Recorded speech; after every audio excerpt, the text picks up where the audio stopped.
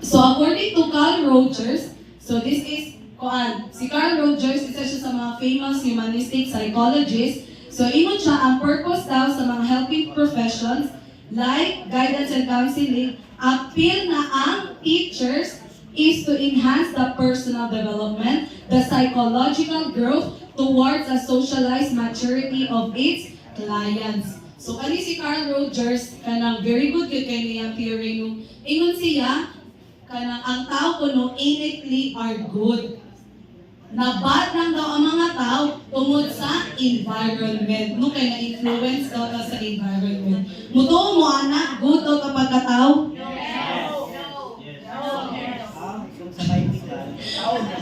Nakuyawan ko sa tubog yung no, we are sinners. Ang pisa na ka guys. Gani man din sa born again mo kanta born this way. Sorry na guys. Sorry, pink guy. Unsa to? Hala, napasimang film dali only God is good na.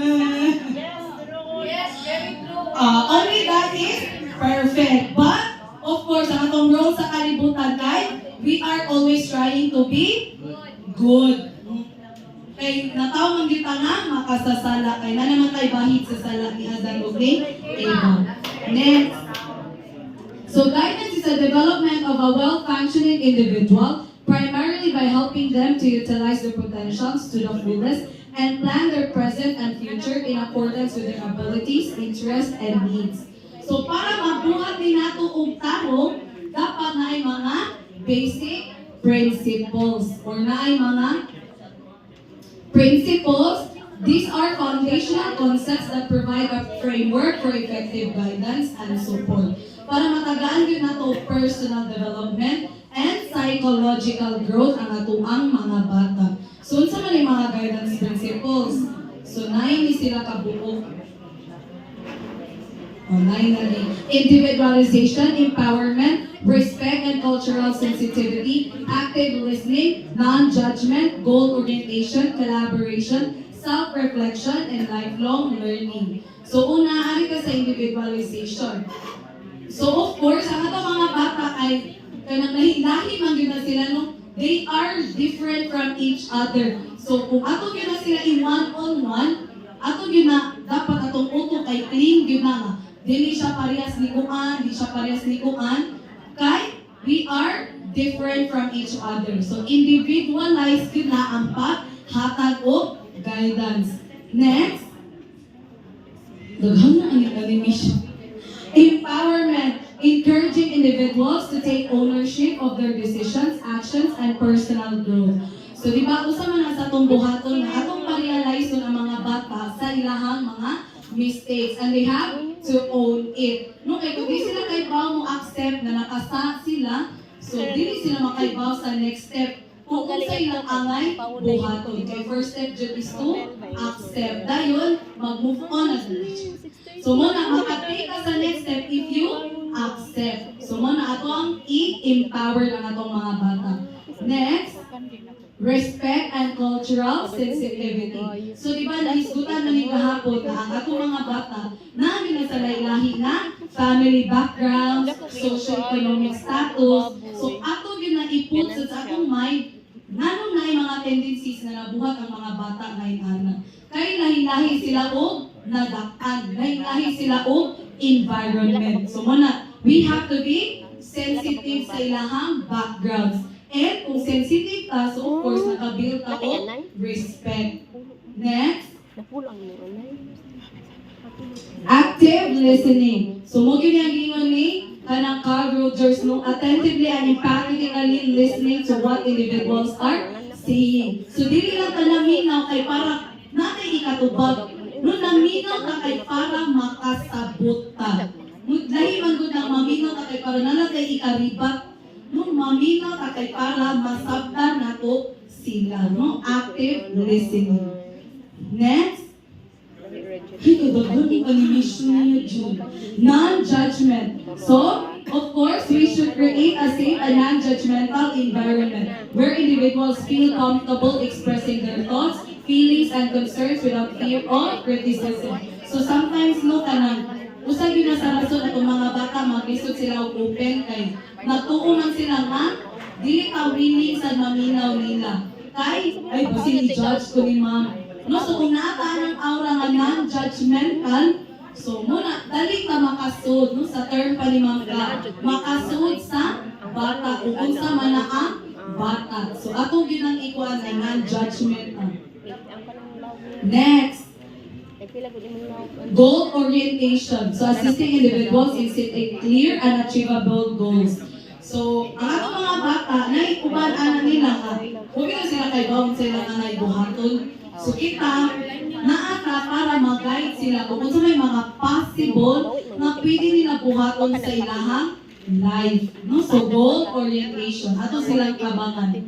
Next, collaboration. So working collaboratively with individuals to explore options, analyze situations, and develop strategies. So kanang pagpatawag bitaw sa ginikanan kay na absent ilang anak or sige late.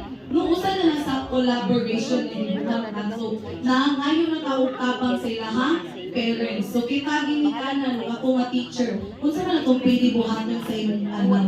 No, so it's already collaboration. Na yun, kung di pa dyan ma-solve with the parent, so muna mga natatabang sa guidance office, and usahay maabot pagyutan ni Sir Ispina. So muna, collaboration. Next, sa pamanon. Self-reflection. Encouraging individuals to reflect on their values, strengths, weaknesses, and aspirations. So kanya, atong mga bata, sometimes, kuwangan nila sila self-awareness. So muna ako silang guideline na makareflect sila silang selves na ay naunay ko aning ability. Ay pwede man ka na akong buhaton. No, usahay need lang din sa itong mga bata na ma-open sila about sa ilang self. No, kay kita gani usay maglipo ko magito sa itong galingon. No, unsa na lang ka ang atong mga bata. So muna ako sila guideline to have some self-reflections. Next, lifelong learning, encouraging individuals to seek guidance as a continuous process that spans throughout life. So of course, kanang ang atong kinabuhi no, it's a lifelong learning and it's a continuous process. Bisa kita gani kay 9 times yun na need po na to guidance. So muna, it's a lifelong learning. So paano need ba ito mga basic principles sa guidance? Kaya naman tayo gitawag o goals. So na pagka-goals ang guidance. So first is to assess learners in identifying and developing their talents, skills, and interests. So muna naa ang eskwelahan kay para ma-develop sa bata na naali sila aning nga talent. Ay, good enjoy mo dahil ko. So pwede din ko mo-appeal sa journalism. No, magkuhan ko katong caricature. So nalino caricature making, bitaw ka na online. No, or kanang may nakikay kumusayaw, pwede mo mapil sa dance club sa eskwelahan. Or ganahan ko makatong upuan, kanang news writing, so pwede siguro kumapil ng mga workshops. No, wala purpose sa eskwelahan. Next, provide information on educational opportunities and make realistic career choices. So of course, ato yun ang tagaan o realistic choices sa atong mga bata. No, kay dili man pala sa katong gipang share ninyo kahapon ba? Bisa ganahan taan nga course, dili man ka-afford ang atong ginikanan. So sa of course ta maabot ang real. No, so muna realistic choices. Next. Salamat kay Sir Justin. Ang inan siya. To help learners to better manage their lives and become more purposeful about what they want to do and to help the school to understand the learners. So kanino usay ka naman, gipong bagita sa itong mga bata, no? Pero, mugin ang purpose sa eskwelahan. Tabangan din nato itong mga bata na maka-understand silang selves. Na kita po, maka-understand po kanila. Munang naa ang guidance. And when they understand themselves, they become purposeful. Kaya may baon naman sila kung sa ilang buhaton sa ilahang kinabuhi. So, unsa man ang psychology? Kanang bungkuan sa ikuha ko, bi? No, so it's wrong ba yun ang mayroon sa ikuha ko? No, psycho means buang. Oh, she's sweet but a psycho. Sweet siya Buang siya. Buang na siya pasab. So, next time, ayaw mo, sige mo na lang. Sa ikuha mo nung ko. Buang mo na ka, ano? Buang kong bisayon. So, psychology deals with human behavior. So, dili siya mo na. Pag-anak ko nung sa kong listo, sa kong muna ko, sila may rating na may anak, no, dili kami mananak na, no, dili man na ng tagna-tagna. So, i-observe ang behavior dahil studyhan usa tagaan o interpretation. If na interpretation, so muna na pwede na mag-undergo o therapy na ani ang pwede buhaton para ma-resolve na nga issue or concern sa kana nga tao. No, dili man pasabot bata lang i-observe. No, even as kay daghang kayo ka nga depression, anxiety, and kanang mga kuan panghitabo sa tong life dili man na makalikayan, especially kung daghan kayo ka og mga challenges nga giatubang sa kinabuhi. So muna naa ang psychology, dili ikaw na kanang kuan na joke.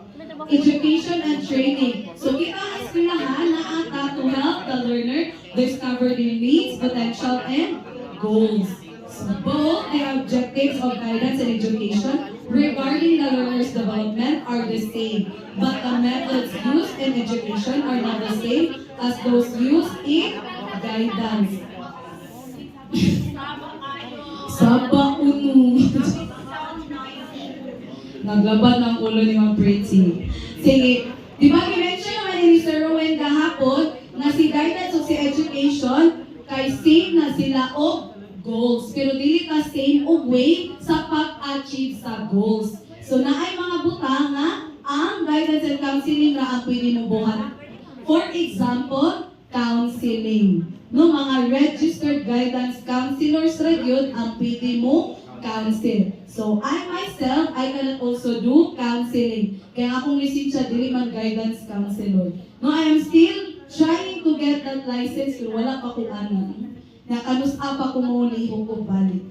So ang ako na kay registered psychometrician. Pwede na ko magpa-take o objective test, dili subjective test. So guidance counselor performs specific tasks distinct and separate from teaching and disciplining. So why is understanding human development important for all teachers? So ngano kaha?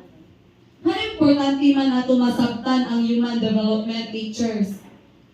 Ngano ka Sir Eugene? Aside sa sige kagkaw na ng chocolate. Awa na tayo. Sige, ngano ka Sir Eugene?